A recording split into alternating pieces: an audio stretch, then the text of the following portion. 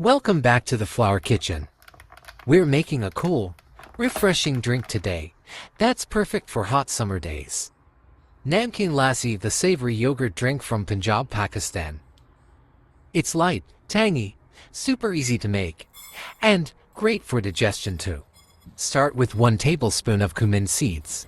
When it changes its color and becomes fragrant, take out and grind it in pestle and mortar. Set aside to use it later. First, take 1 cup of yogurt and whisk it until it's smooth. Add 1/2 teaspoon salt. You can use a blender, hand whisk, or even a traditional wooden churner if you have one.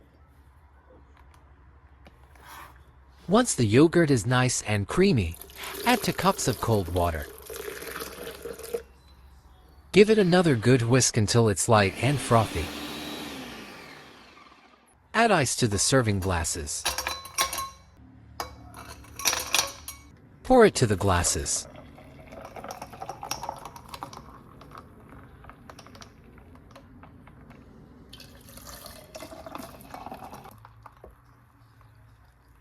Now it's time to add flavor. Sprinkle in the roasted cumin powder and pinch of black salt if you have. These give it that signature savory, earthy taste.